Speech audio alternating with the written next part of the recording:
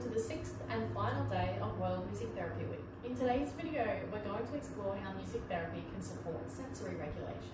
First, I want to take a step back and recognise that a lot of the time, behaviours that are labelled as naughty or disruptive have an underlying cause. For a lot of people, including a number of the participants that I work with who have autism, ADHD or sensory sensitivities, their bodies and brains might take in too much information from the environment around them, or sometimes not enough. This could result in overwhelm or shutdown in a bright or noisy environment, a meltdown over unpleasant textures or fabrics, or even refusing to eat foods because of their taste or texture. For some people, their brain can't understand or process what their body is trying to tell them. If they don't understand it themselves, they can't communicate it to other people to get help.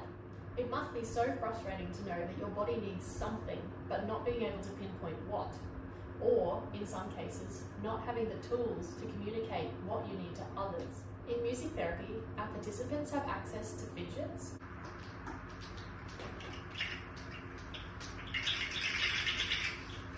and they can choose where they would like to sit during our sessions. On a chair, On a cushion, in a beanbag, on a balance board. For some people, even something as simple as sitting on something different gives their body the input it needs to remain regulated, which allows their brain to focus and they can learn other skills in therapy. For some people, they need less input from their environment, which we can support by turning off the lights, or instead of setting out all the instruments for all of the activities in the session at the start, we can have a nice tidy space for them to walk into and bring out one thing at a time throughout the session. Additionally, we have tools in place for people to communicate when they might need to take a break. This could be crossing items off the session plan before completing them to communicate that they're finished and they don't want to do anymore, having visual cues or visual cards to use, or using keyword sign. Music therapists are also trained to recognise the signs before people get overwhelmed.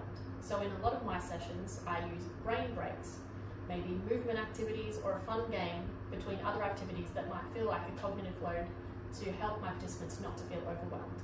Some people find particular instruments really regulating to listen to. We can mimic nature sounds by playing rain sticks or ocean drums.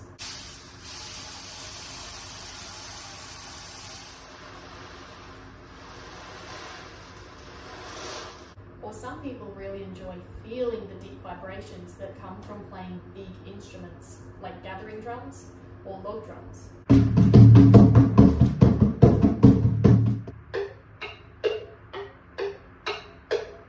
These log drums can come in much bigger sizes than the ones we have as well, which I must admit do feel really nice to play.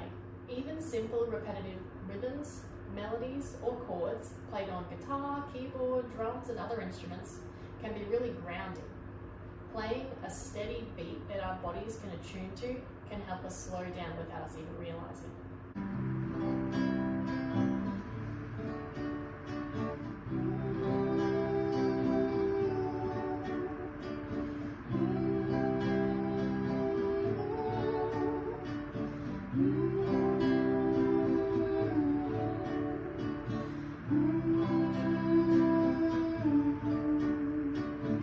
Without first being regulated, people cannot learn new things. We need to feel calm and safe to be able to engage with openness and curiosity. Music therapists are trained to understand our participants' sensory needs so we can support their regulation. Only once they're regulated can they work towards other skills, like the ones we've talked about in the videos earlier this week. We hope you've enjoyed this video series, and for the final time, we wish you a happy World Music Therapy Week. See you later.